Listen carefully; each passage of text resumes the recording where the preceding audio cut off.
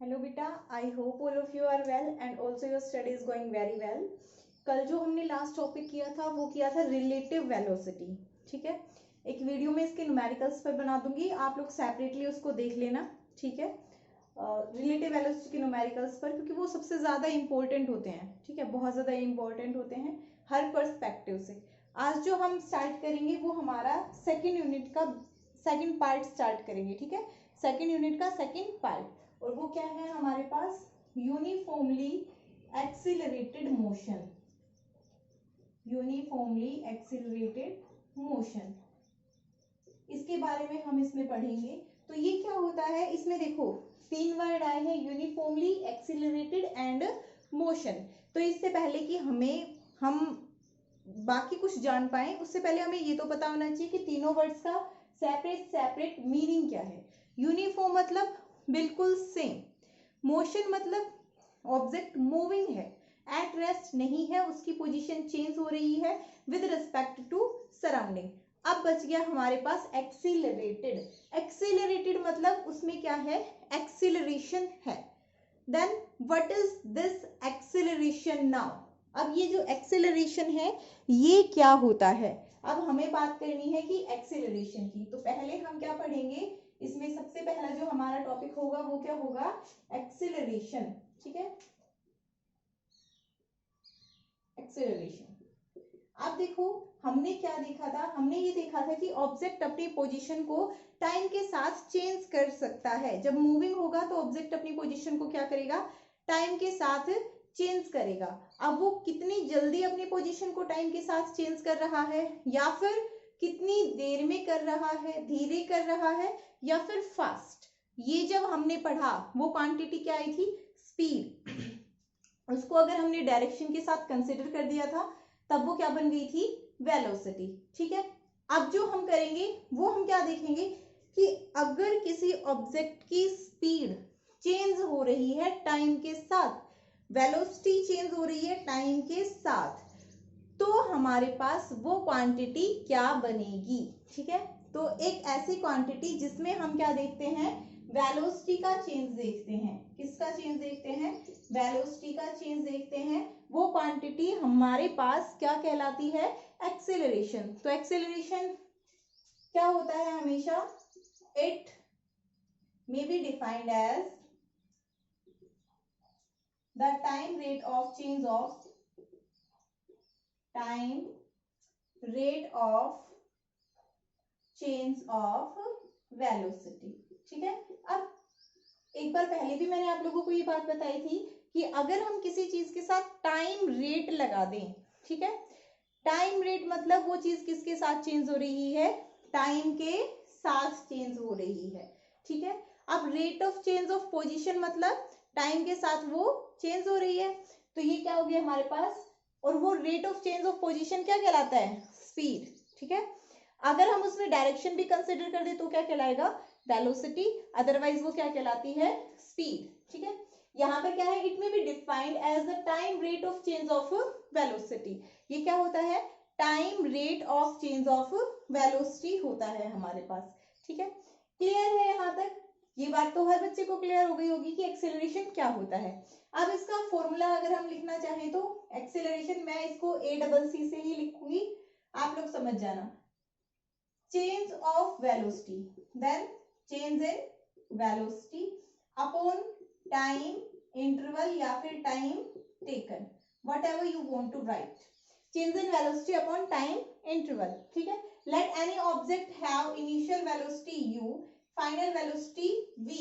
अगर इनिशियली उसने u velocity से स्टार्ट किया, फाइनली वो v वेलोसिटी उसने गेन कर ली, और हम देखना चाहते हैं t टाइम लिया उसने इस दौरान u से v वेलोसिटी करने में, तो हम देखना चाहते हैं कि जो एक्सेलरेशन है वो क्या होगा।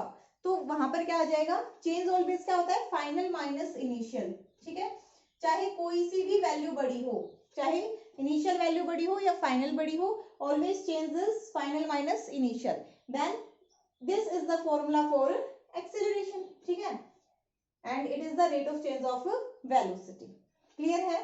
अब देखो एक चीज हो सकती है, ये यहां तक हो गया। अब इसके हमारे पास यूनिट्स क्या हो जाएंगी? What will be the units? Units देखो, here it is change of velocity and we know that units of velocity are metre per second. Now this velocity has unit meter per second, this velocity also has unit meter per second, divided by time has unit second.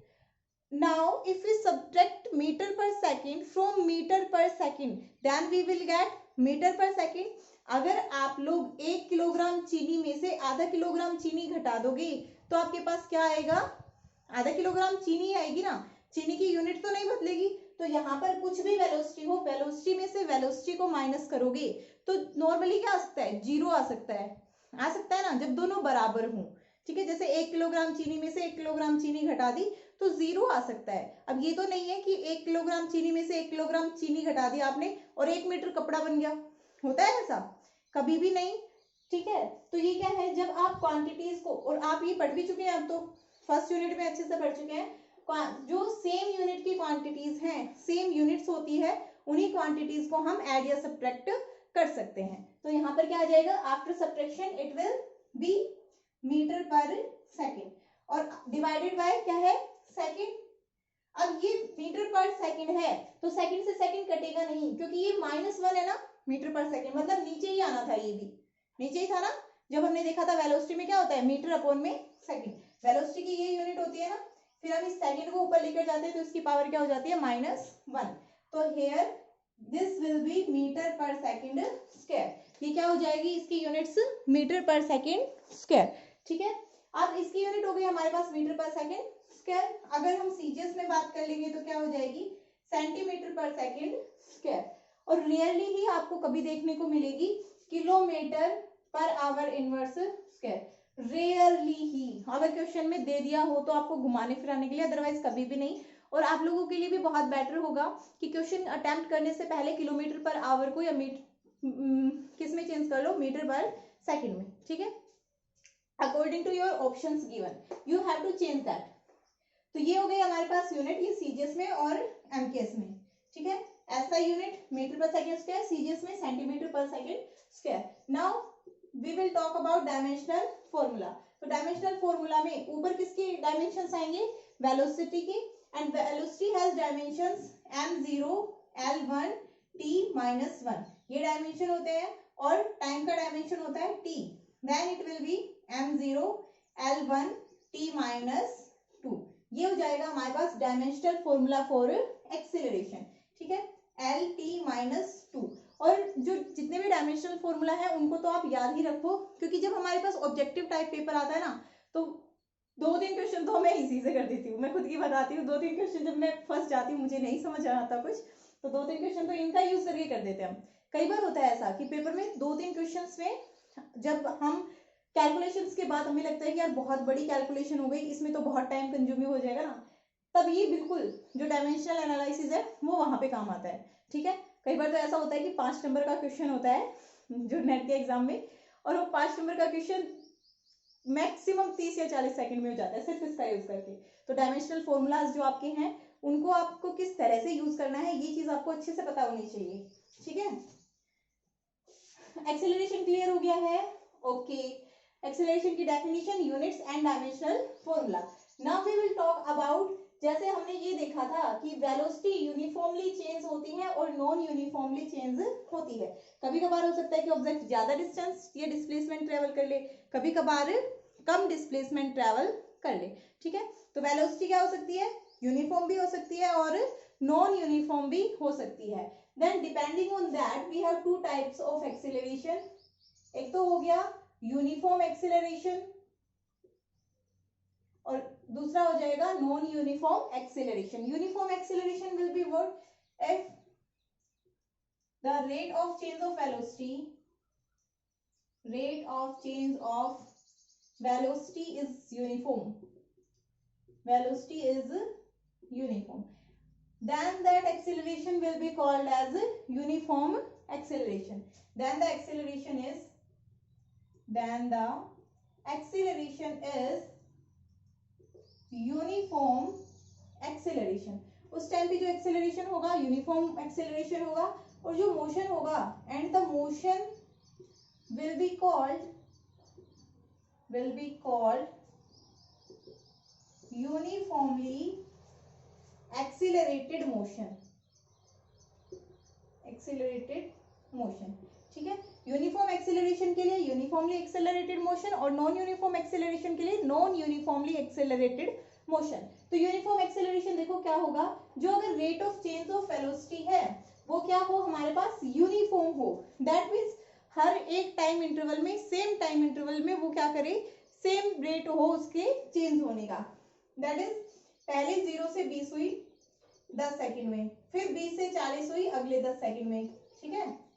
40 से 60 हो गई अगले 10 second में, 60 से 80 हो गई अगले 10 second में। तो ये क्या हो गया, हर 10 सेकंड में 20-20 का वो इंक्रीमेंट कर रहा है जो भी ऑब्जेक्ट है अपनी वेलोसिटी में। दैट मीन्स अगर हम यहाँ से इस इंटरवल के लिए निकालेंगे तो भी क्या आएगा, 20 मीटर पर सेकेंड स्क्वायर। इस वाले के लिए निकालो तो भी क्या आएगा, 20 मीटर पर सेकेंड स्क्वायर। इसके लिए निकालो तब भी क्या आएगा, 20 मीटर पर सेकेंड स्क्वायर। ये तो निकाल दोगे ना, final velocity minus initial velocity upon में टाइम इंटरवल, टाइम इंटरवल से डिवाइड भी करना तो भाई 2 मीटर पर सेकंड स्क्वायर आएगा, ठीक है। जो चेंज हो रहा था वेलोसिटी में कितना हो रहा था, वो तो हो रहा था 20, बट उसको हमें टाइम इंटरवल से डिवाइड भी करना होता है, ठीक है। तो कितना आ जाएगा, 2 metre per second square, 2 metre per second square, 2 metre per second square, ठीक है। तो ये हो गया हमारे पास uniform acceleration for this motion and this motion will be called uniformly accelerated motion. Second है हमारे पास नॉन यूनिफॉर्म एक्सेलरेशन। अब क्या हो जाएगा, if the rate of change of velocity is non uniform, देखा मैडम को फायदा हो गया ना, ज्यादा नहीं लिखना पड़ा। Non uniform then the acceleration is non uniform acceleration, ठीक है। चलो 2-3 वर्ड तो लिख देते हैं वरना तुम कहोगे मैडम चीटिंग कर दी। Okay, non uniform acceleration and motion will be called non uniformly accelerated motion. अब अगर हमारे पास जो rate of change of velocity है वो क्या हो, नॉन यूनिफॉर्म हो, मतलब पहले सेकंड में तो कुछ हिसाब से चेंज हो रही है, दूसरे में कुछ हिसाब से चेंज हो रही है, तब जो मोशन कहलाएगा वो क्या कहलाएगा, नॉन यूनिफॉर्म एक्सेलरेशन कहलाएगा। और इसी के साथ जो हमारा ऑब्जेक्ट है वो क्या होगा, किस मोशन में होगा, नॉन यूनिफॉर्मली एक्सेलरेटेड मोशन में। लाइक फर्स्ट के लिए तो 10 चेंज किया उसने, सेकंड ये हो गया पहले 10 सेकंड के लिए, दूसरे 10 सेकंड के लिए ये यहाँ पर 30 पे पहुंच गया, ठीक है, फिर वो 70 पे पहुंच गया, फिर उसके बाद लगा लो 120 पे पहुंच गया। हर 10 सेकंड टाइम इंटरवल हमने कितना देखा था, हर बार 10 सेकंड। तो इसके लिए अगर एक्सेलरेशन निकालोगे पहले इंटरवल के लिए 0 से 10 के लिए तो आ जाएगा 1 मीटर पर सेकंड स्क्वायर। इस वाले के लिए 10 से 30 के लिए निकालोगे तो आ जाएगा 2 मीटर पर सेकंड स्क्वायर। 30 से 70 के लिए निकालोगे तो 4 metre per second square.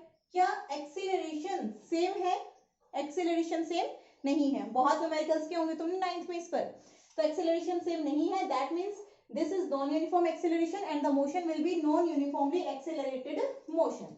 I think अच्छे से क्लियर हो गया होगा। नाउ लिखो नेक्स्ट टाइप्स ऑफ एक्सेलरेशन में यूनिफॉर्म एक्सेलरेशन हो गया है। यूनिफॉर्म एक्सेलरेशन की डेफिनेशन तो सभी बच्चे लिख ही लेंगे क्योंकि यूनिफॉर्म एक्सेलरेशन अभी बताया है। अब देखो एक और चीज, उससे पहले ये देख लो कि एक्सेलरेशन कैसी क्वांटिटी है,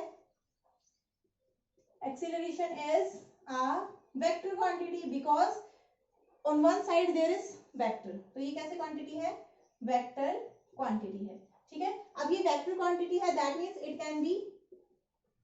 it can be positive, negative and zero. मतलब पॉजिटिव भी हो सकता है, नेगेटिव भी हो सकता है एंड जीरो भी हो सकता है। पॉजिटिव कब होगा, पॉजिटिव एक्सेलरेशन कब होगा, when final velocity is greater than initial velocity. अगर जो फाइनल वेलोसिटी है वो क्या हो, ग्रेटर हो देन इनिशियल वेलोसिटी, तो जो ये हमारे पास एक्सेलरेशन है वो क्या आ जाएगा, पॉजिटिव आ जाएगा। That means v greater than u, फॉर्मूले से क्या बन जाएगा, v minus u by T, और ये क्या आ जाएगा मेरे पास, पॉजिटिव, ठीक है। तो ये फर्स्ट केस हो गया हमारे पास पॉजिटिव एक्सेलरेशन, इसको हम एक्सेलरेशन ही कहते हैं। नेक्स्ट इज जो सेकंड केस बन जाएगा वो क्या बन जाएगा, नेगेटिव एक्सेलरेशन। नेगेटिव एक्सेलरेशन, तो ये क्या आ जाएगा, when final velocity is less than initial velocity. अगर जो फाइनल वेलोसिटी है वो क्या हो, लेस देन हो इनिशियल वेलोसिटी के, तो वो हमारे पास क्या बन जाएगा, वो हमारे पास बन जाएगा नेगेटिव एक्सेलरेशन। देखो कैसे, v is less than u। तो अभी मैंने ये कहा था, जब आपको बताया था कि जब चेंज निकालना हो ऑलवेज हम क्या करते हैं, फाइनल में से इनिशियल को माइनस करते हैं। डजंट मैटर फाइनल बड़ा है या छोटा है, हमें तो क्या करना है, फाइनल में से इनिशियल को माइनस करना है। तो ये यहाँ पर क्या आ जाएगा, v minus u by T, और ये जो ऊपर वाली क्वांटिटी है छोटे में से बड़ा घटाओगे तो क्या आएगा, नेगेटिव। तो ये यहाँ पर क्या हो जाएगा, negative acceleration. And negative acceleration has the name deceleration, it is also called deceleration और रिटार्डेशन। अगर आपको ये बोला गया है कि if an object have a retardation of 5 metre per second square, और अगर आपको न्यूमेरिकल्स में करना है क्वेश्चन, तो आप क्या लोगे, ए की वैल्यू वहां पर -5 metre per second square. Retardation जैसे ही उस दिन बोल दिया है, मतलब उसने कंफर्म कर दिया है कि आपको ए की वैल्यू क्या लेनी है, माइनस लेनी है, -5 मीटर पर सेकंड स्क्वायर। तो ये हो जाएगा आपके पास, आई थिंक सभी बच्चों को क्लियर हो गया डेसिलरेशन और रिटार्डेशन, ठीक है, कोई डाउट नहीं होना चाहिए। नेक्स्ट हो सकता है zero acceleration, when acceleration will be zero, तो when initial and final velocity are equal. Third case क्या है, जीरो एक्सेलरेशन, तो वो क्या हो जाएगा, when initial velocity is equal to final velocity. क्या हो, जब इनिशियल वेलोसिटी किसके बराबर हो, फाइनल वेलोसिटी के बराबर हो, दैट मीन्स v बराबर u। तो a क्या हो जाएगा, v minus u by T, और ये क्या हो जाएगा हमारे पास, दोनों ही बराबर है, तो ये क्या आ जाएगा, जीरो। अब जब जीरो एक्सेलरेशन है, इसका मतलब वेलोसिटी में चेंज नहीं हो रहा है, वेलोसिटी क्या है, कांस्टेंट। और वेलोसिटी कांस्टेंट किस में रहती है, velocity remains constant in uniform motion, that is motion is uniform motion, or you can say that in uniform motion acceleration of the object is zero। ठीक है, स्पेशल पॉइंट डालकर लिख सकते हो, स्टार डालकर लिख सकते हो, ठीक है, ये आपको क्वेश्चंस में जो आप न्यूमेरिकल्स करोगे उसमें आप लोगों को हेल्प करेंगी, ठीक है। अब नेक्स्ट हमारे पास आता है, इसके साथ साथ हमने यूनिफॉर्म एक्सेलरेशन के लिए, वहां पर हमने यूनिफॉर्मली एक्सेलरेटेड मोशन देखा था, if the acceleration is uniform acceleration, तो यहां पर आप डेफिनेशन लिख लो यूनिफॉर्म एक्सेलरेशन की।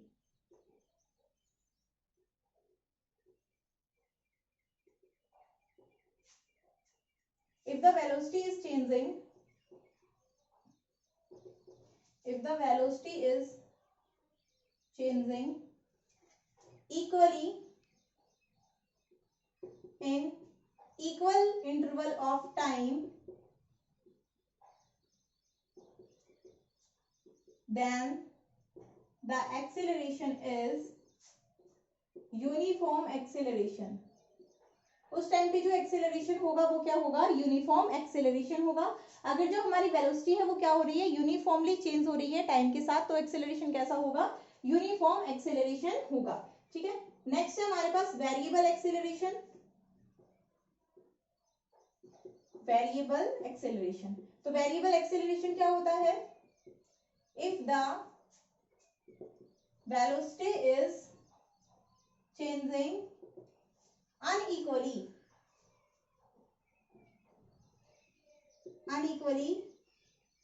in equal interval of time। अगर वेलोसिटी जो है हमारे पास वो अनइक्वली चेंज हो रही है in equal interval of time, then the acceleration is called variable acceleration, ठीक है। उस टाइम पे जो एक्सेलरेशन होगा वो क्या कहलाएगा हमारे पास, वेरिएबल एक्सेलरेशन कहलाएगा, अनइक्वल अमाउंट में अगर वेलोसिटी चेंज हो रही हो, ठीक है। नेक्स्ट इसके बाद हमारे पास आता है एवरेज एक्सेलरेशन। नेक्स्ट जो टॉपिक है हमारे पास वो क्या है, एवरेज एक्सेलरेशन है। तो एवरेज एक्सेलरेशन क्या हो जाएगा हमारे पास, सेम एज एवरेज स्पीड और average velocity, it may be defined as the ratio of total change in velocity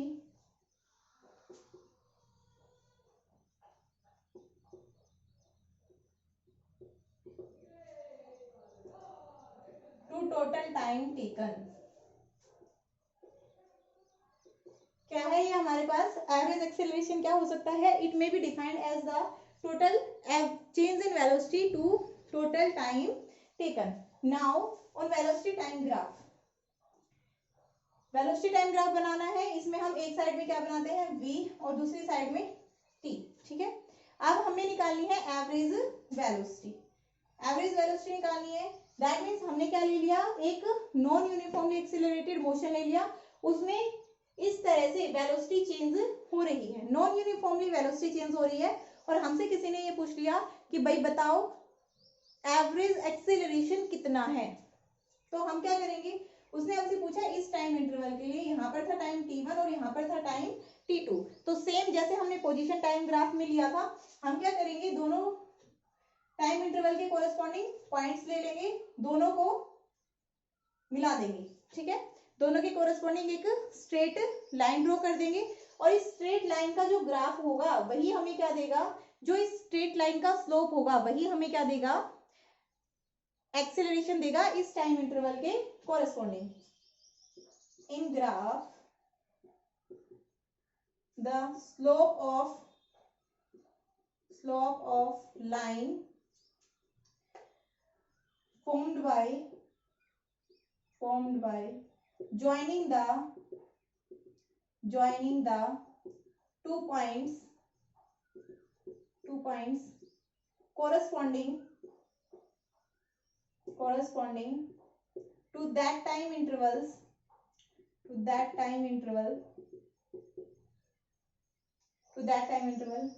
gives the average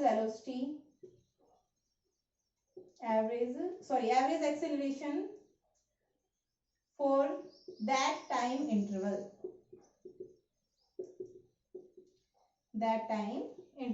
और अगर आप लोगों को लिखना हो तो आप कैसे लिखोगे एवरेज एक्सेलरेशन को? एक्सेलरेशन एवरेज किस तरह से लिखोगे? Total change in velocity upon में टोटल टाइम टेकन। ये हमारे पास क्या हो जाएगा? Total change in velocity over total time taken. ठीक है, तो चेंज इन वेलोसिटी ये हमारे पास हो गया एवरेज एक्सेलरेशन फॉर 2 पॉइंट्स। ठीक है, अब जो एवरेज एक्सेलरेशन है वो क्या हो सकता है? पॉजिटिव भी हो सकता है एंड नेगेटिव भी हो सकता है। It can be positive and negative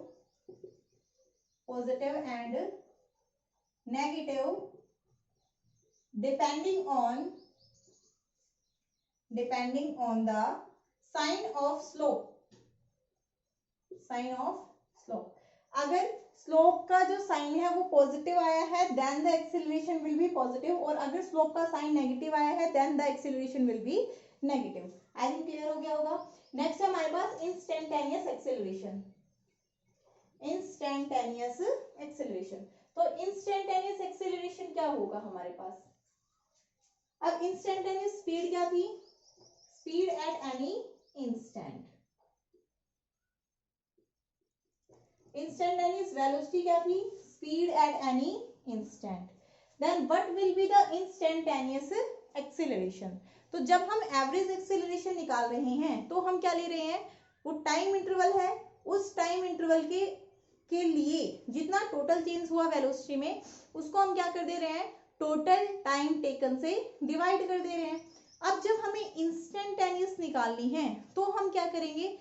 किसी भी एक छोटे से टाइम इंटरवल को कंसीडर करेंगे और उस टाइम इंटरवल के लिए जो हमारी वेलोसिटी है हम उसको क्या मान सकते हैं? यूनिफॉर्म मान सकते हैं। अब अगर हम उस टाइम इंटरवल के लिए वेलोसिटी को यूनिफॉर्म मान रहे हैं दैट मीन्स हम वहां पर क्या कंसीडर कर सकते हैं?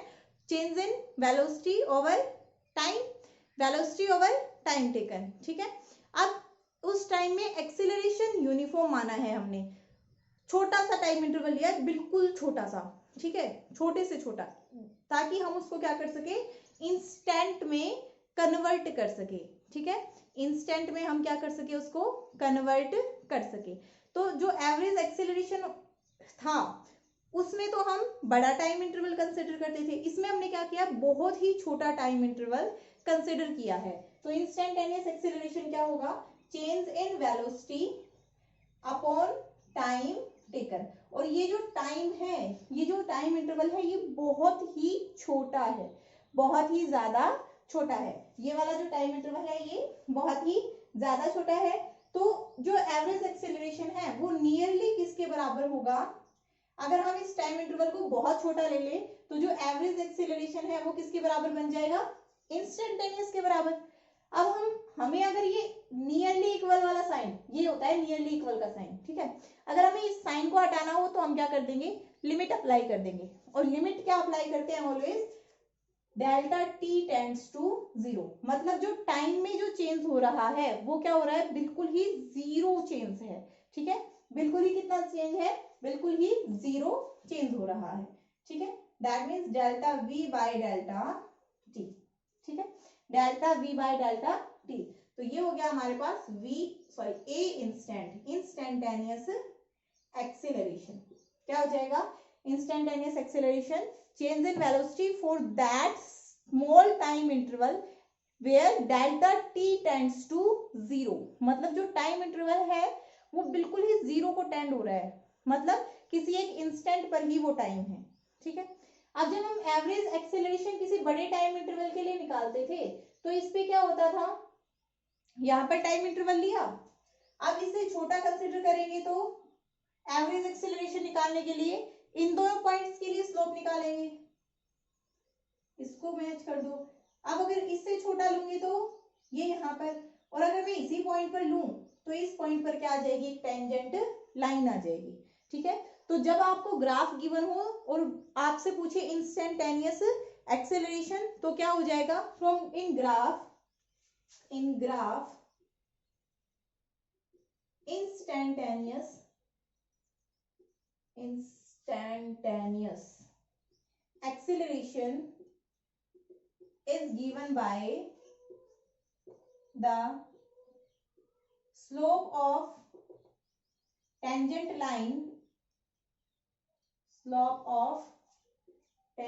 line at that instant of time, ठीक है। In graph instantaneous acceleration is given by at any slope of tangent line at that instant of time, ठीक है। एक टेंजेंट लाइन जो कि उस पॉइंट पर टेंजेंट है, ठीक है, slope of tangent at the point corresponding to that instant of slope of tangent line at the point, और लिख लेना at the point corresponding, ये यहाँ पर corresponding है, corresponding to that instant of time, ठीक है। मतलब जो भी पॉइंट पे आपको इंस्टेंटेनियस एक्सेलरेशन निकालना है उस पॉइंट के लिए स्लोप ड्रॉ करो और उस स्लोप का आप क्या निकाल दो, स्लोप निकाल दो, वो क्या हो जाएगा, वहां पर इंस्टेंटेनियस एक्सेलरेशन हो जाएगा। इट में भी पॉजिटिव और नेगेटिव, ये लिख लेना आप, इट में भी पॉजिटिव और negative depending on the sign of slope. और स्लोप के लिए हमने पढ़ा था कि स्लोप अगर राइट साइड में ऊपर की तरफ जा रहा है तो क्या होता है, पॉजिटिव, और स्लोप अगर राइट साइड में नीचे की तरफ जा रहा है तो क्या होता है, नेगेटिव, ठीक है। अब ये था हमारे पास a instantaneous, limit delta t tends to zero और delta v by delta t. इसको मैं क्या लिख सकती हूँ, इसको मैं लिख सकती हूँ d v by d t, ठीक है।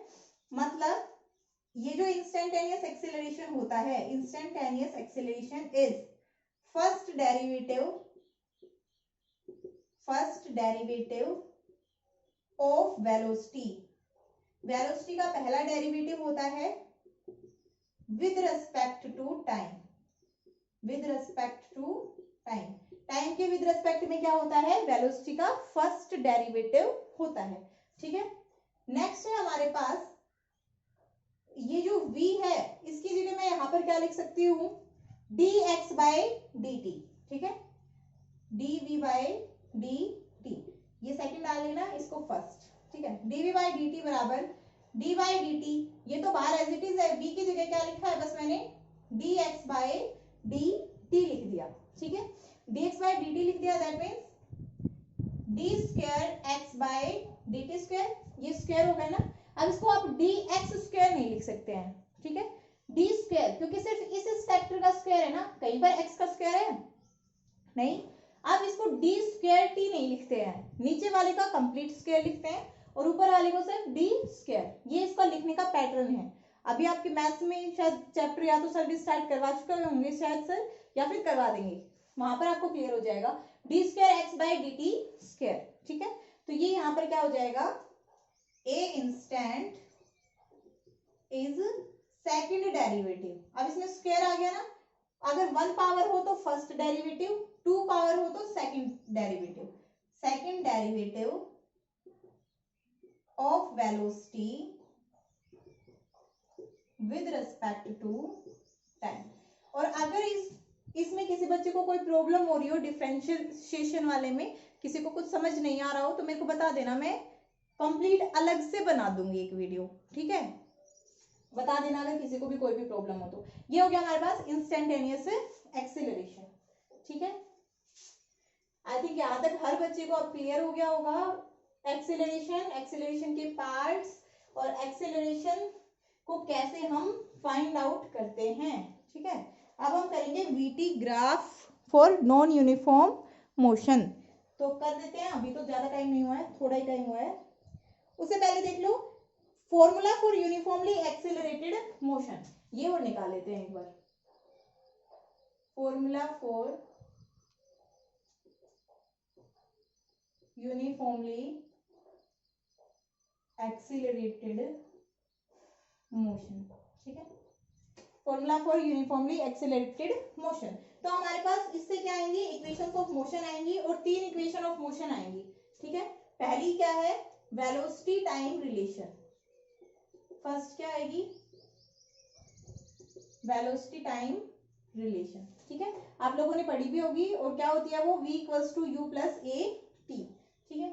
ये देखो मेरे पास एक ऑब्जेक्ट है, पहले उसकी डिस्टेंस कितनी है ओरिजिन से, x1 at time t1 and x2 at time t2।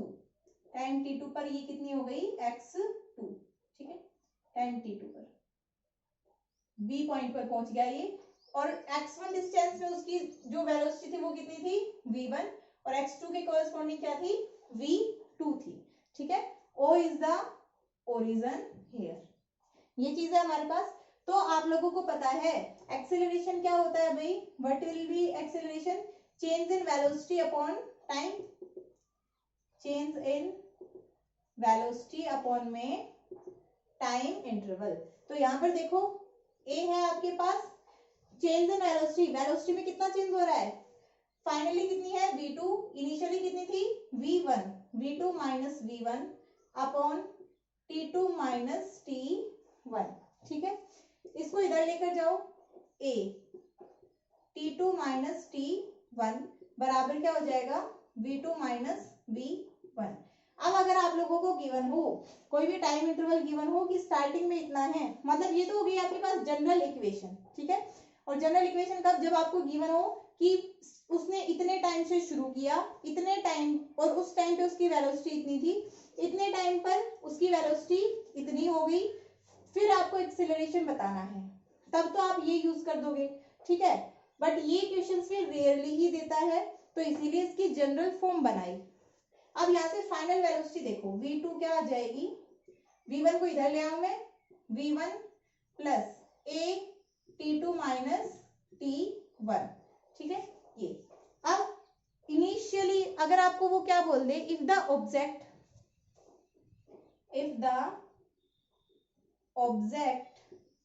is initially at time t equals to 0, ठीक है, and has velocity u at time t equals to 0, अगर ऑब्जेक्ट की वेलोसिटी कितनी हो, u हो, then tell final velocity। अब आपको उसकी फाइनल वेलोसिटी बतानी है after a time t,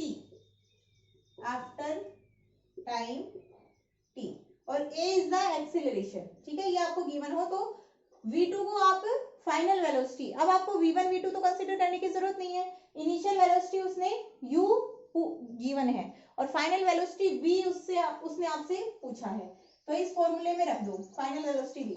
final velocity हमारे पास क्या थी v2, इसकी जगह हम रख देंगे v।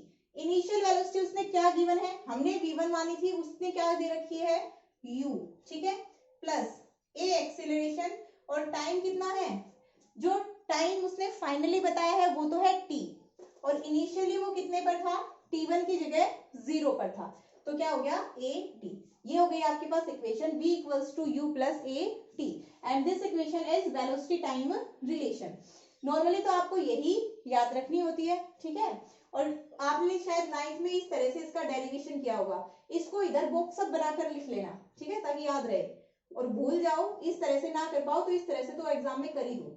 a equals to v minus u by t, t को इधर लेकर जाओ, a t बराबर v माइनस यू और v क्या आ जाएगा u प्लस a t, कितना छोटा सा है, ठीक है, डेरिवेशन आई थिंक हो जाएगा सभी बच्चों से, किसी को भी कोई भी प्रॉब्लम नहीं आएगी। अब नेक्स्ट जो है हमारे पास वो क्या है, पोजीशन टाइम रिलेशन। सेकंड जो आएगा वो क्या आएगा, second position time relation, second one is position time relation. अब हम निकालेंगे पोजीशन और टाइम के बीच में क्या रिलेशन होता है। Then we know that displacement बराबर क्या होता है, change in velocity, sorry change in velocity क्या होता है, वेलोसिटी होती है डिस्प्लेसमेंट अपॉन टाइम, तो ये क्या हो जाएगा velocity into time, velocity into time. Here जो हम टाइम इंटरवल लेंगे उसमें कुछ वेलोसिटी चेंज हो रही है, तो हमें क्या कंसीडर करनी पड़ेगी, टोटल के लिए एवरेज वेलोसिटी, ठीक है, जब हमें डिस्प्लेसमेंट निकालना होता है। अब यहाँ पर जो नॉन यूनिफॉर्म मोशन है उसमें वेलोसिटी क्या हो रही है, चेंज हो रही है, तो एक्सेलरेशन निकालना होता तो हम चेंज इन वेलोसिटी निकाल देते, बट हमें डिस्प्लेसमेंट निकालना है, तो डिस्प्लेसमेंट के लिए हम चेंज नहीं निकालेंगे, क्या निकालेंगे, एवरेज वेलोसिटी। याद रखना ये पॉइंट अपने दिमाग में बिठा लो बिल्कुल, डिस्प्लेसमेंट निकालना हो तो अगर नॉन यूनिफॉर्म मोशन है उसके लिए डिस्प्लेसमेंट निकालना हो, then we will take average velocity. तो एवरेज वेलोसिटी क्या हो जाएगी, initial velocity plus final velocity divided by 2, ठीक है, वी एवरेज यहाँ पे लिख लेना average velocity, average velocity into time interval, तो वी एवरेज क्या आ जाएगी, initial velocity plus final upon में 2, ठीक है। डिस्प्लेसमेंट कितना किया, इनिशियली ऑब्जेक्ट कहां पर पहुंचा था, x1 पर, t1 हमसे उसने किस टाइम इंटरवल में पूछा है, t2 माइनस t1 में उसने पूछा है, ठीक है, इस इंटरवल में पूछा है, तो इस इंटरवल के दौरान डिस्प्लेसमेंट कितना होगा, t2 पर तो वो कहाँ है x2 पर और t2 टाइम पर x1 पर, तो क्या हो जाएगा डिस्प्लेसमेंट x2 माइनस x1, ठीक है, क्या आ जाएगा v average into t2 minus t1, v average की वैल्यू पुट कर दो, v1 plus v2 divided by 2 into t2 minus t1, ये हो जाएगा। अभी जो हमने पहली इक्वेशन निकाली वेलोसिटी टाइम रिलेशन, उसमें हमने क्या निकाला था, v2 बराबर v1 प्लस क्या था भाई यहाँ पर a into t2 minus t1, ये थी हमारे पास। अब v2 की वैल्यू यहाँ पर पुट कर दो, तो क्या हो जाएगा v1 plus a t2 minus t1, putting the value of, इसको इक्वेशन नंबर 1 दे देना, ठीक है, putting the value of v2 from equation first, तो ये आ जाएगा हमारे पास डिवाइडेड बाय 2, और इस पूरे के बाहर क्या है t2 माइनस t1, ये है ना, मल्टीप्लाई कर दो अंदर तक, क्या बन जाएगा, ये तो मेरे पास क्या हो गया 2v1 और इसके साथ ये factor multiply t2 minus t1 और अपॉन में 2, ठीक है, plus a T2 minus T1 एक ये है और एक बाहर है, तो क्या बन जाएगा T2 माइनस T1 का स्क्वायर डिवाइडेड बाय 2। ठीक है, मैंने क्या किया देखो, सबसे पहले इसको एड अप किया। ठीक है, यहाँ पे करके दिखा देती हूँ, 2v1 plus a T2 minus T1 divided by 2, और इस कंप्लीट के बाहर क्या था T2 माइनस T1 ये था। अब मैंने क्या किया, इस T2 माइनस T1 को अंदर मल्टीप्लाई कर दिया, 2v1 T2 minus T1 plus a into T2 minus T1 का स्क्वायर डिवाइडेड बाय 2। और अब क्या किया, इस 2 को एक बार इसके डिवाइड में लिख दिया और एक बार इसके डिवाइड में लिख दिया, वो यहाँ पर आ गया। ठीक है, स्टेप बाय स्टेप अगर आप लोगों को वो समझ ना आया हो तो ये देख लेना, लिख लेना अगर वहां से समझ में नहीं आया हो तो। ठीक है, और ये किसके बराबर हो गया, x2 माइनस x1 के, ये कैंसिल हो गया। ठीक है, अब देखो इफ t1 इक्वल्स टू 0, ठीक है, t1 इक्वल्स टू 0 इनिशियली अगर उससे कंडीशन गिवन है कि t1 इक्वल्स टू 0, तो क्या होगा हमारे पास एट t1 इक्वल्स टू 0, अगर उसने गिवन हो एट t1 इक्वल्स टू 0, आप लोगों के पास क्या दे रखा हो, जो x1 है वो किसके बराबर हो, x नोट के। ठीक है, मतलब क्या है, यहां पर देखो एक बार, यहां पर देखो उसने क्या कह रखा है आपको कि आप जब आपने टाइम को स्टार्ट किया, देखना स्टार्ट किया, उस टाइम पे आपका ऑब्जेक्ट कहाँ था, ओरिजिन से x नोट दूरी पर था। ठीक है, तो यहां पर आपका t इक्वल्स टू 0, दूसरा यहां पर आपका क्या हो गया, t इक्वल्स टू t पर। ठीक है, टाइम इंटरवल t ले लिया उसने, सिर्फ t इक्वल्स टू t पर जो ओरिजिन से ऑब्जेक्ट की दूरी थी वो कितनी हो गई, x। इनिशियली उसकी वेलोसिटी थी u, फाइनली उसकी वेलोसिटी है v, और एक्सीलरेशन है a। तो आप लोग ये वैल्यू पुट करके ये इक्वेशन को उसमें चेंज करो। एक तो इक्वेशन ये हो गई जनरल इक्वेशन, ठीक है, बट आपको ये याद नहीं रखनी, it is for only for understanding, आपको याद ये रखनी है। Eight t1 equals to 0 x1 बराबर x नोट उसने दे रखा है। नेक्स्ट है हमारे पास, उसने और क्या दे रखा है, at t equals to t x2 बराबर x, ये उसने दे रखा है। यहां पर पुट कर दो ये सारी चीज। ठीक है, और एक और चीज दे रखी है कि जो x माइनस x नोट है ये कितनियां हैं, s के बराबर है, total displacement during the motion, कि ऑब्जेक्ट ने कितना डिस्प्लेसमेंट किया है। ठीक है, तो ये सारी वैल्यूज यहाँ पर पुट कर दो, x2 माइनस x1 की जगह यहां से पुट करो, करोगे तब क्या आ जाएगा, x2 माइनस x1 क्या हो जाएगा, x माइनस x नोट, और इसकी जगह क्या रखना है हमें, s। ठीक है, v1 की जगह क्या रखना है, u, t2 माइनस t1 की जगह t प्लस 1/2, a की जगह a ही रखना है, और t2 माइनस t1 की जगह t, इसका स्क्वायर। तो ये हमारे पास बन गई सेकंड इक्वेशन ऑफ मोशन। ठीक है, I think it must be clear to you. अगर किसी भी बच्चे को डाउट है तो एक बार फिर से देख लेना, और अगर फिर भी कोई डाउट है तो मुझसे पूछ लेना। ठीक है, I will tell you. Next जो है हमारे पास वो क्या है, वेलोसिटी और पोजीशन रिलेशन। ठीक है, वो क्या है, जो थर्ड है हमारे पास वो क्या है, वेलोसिटी पोजीशन रिलेशन। ठीक है, या फिर आप बोल सकते हो position velocity relation, position velocity relation, ये है हमारे पास। ठीक है, तो हमें क्या चाहिए, पोजीशन और वेलोसिटी में रिलेशन चाहिए।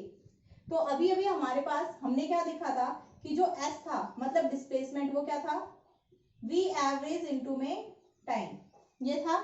अब हमें किस किस में रिलेशन चाहिए, हमें टाइम को एलिमिनेट करना है, पोजीशन और वेलोसिटी होना चाहिए सिर्फ, मतलब यहाँ पर टाइम नहीं होना चाहिए था।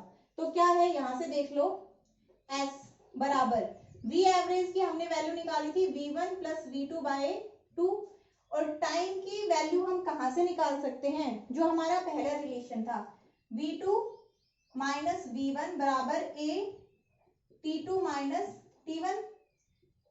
तो अब हमारे पास जो ये t2 माइनस t1 है, इसकी जगह हमें कुछ रखना है, इसको यहां से हटा देना है। अगर हम इसको यहां से हटा देंगे तो वो किसमें रिलेशन आ जाएगा, पोजीशन एंड वेलोसिटी में रिलेशन आ जाएगा। हटा दो इसको यहां से, v2 माइनस v1, एरोस लगा लेना भाई, बराबर।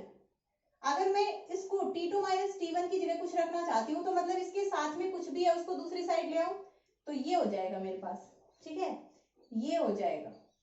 अब ये हो गया तो t2 माइनस t1 की जगह रख दो v2 माइनस v1 अपॉन में 2 रख दो, क्या हो जाएगा s बराबर v1 प्लस v2 अपॉन में 2 और t2 माइनस t1 की जगह क्या रखना है v2 माइनस v1 अपॉन में 2, सॉरी ए था ये, यहाँ पर बताते भी नहीं हो नालायक को, मैडम गलत कर दिया। अब देखो नीचे तो क्या है, ऊपर तो क्या बन गया v1 प्लस v2, यहाँ पर v2 माइनस v1 और ये क्या बन गया 2a बन गया। a प्लस b और a माइनस b क्या बनता है a square minus b square, जो माइनस से पहले है वो a माना जाता है, तो माइनस से पहले क्या है v2, तो बता दो v2 स्क्वायर माइनस v1 का स्क्वायर और 2a को मैं इधर ले आऊं 2as, ठीक है, तो ये क्या बन गया मेरे पास रिलेशन आ गया। अब अगर उसने क्या कह रखा हो कि एट टाइम t1 मतलब जो इनिशियल वेलोसिटी है वो तो क्या गिवन हो u गिवन हो, फाइनल वेलोसिटी क्या गिवन हो v, तो ये रिलेशन क्या बनेगा 2a इंटू s और यहाँ पर v square minus u square, तो ये आपके पास आ गया पोजीशन वेलोसिटी रिलेशन, ठीक है। I think it must be clear to you in every point. यहाँ पर ये जो s है इसकी जगह पता है स्टार्टिंग में क्या आता, वही आता जो हमने लिखा था x2 माइनस x1, फिर आपको वैल्यूज पुट करनी पड़ती कि t इक्वल्स टू 0 के लिए x1 तो x नोट है और t इक्वल्स टू t के लिए x2 x है, फिर x माइनस x नोट करते, फिर वहां से s, तो ये मैंने s यहाँ पर डायरेक्टली लिख दिया, ठीक है, देख लेना ताकि ज्यादा लेंदी ना हो और तुम ज्यादा कंफ्यूज ना हो ना, दिमाग घूम जाएगा तुम्हारा, ठीक है। यहाँ तक हो गया है। नेक्स्ट कल हम पढ़ेंगे VT graph for non uniform motion, okay, uniform के लिए पढ़ चुके थे।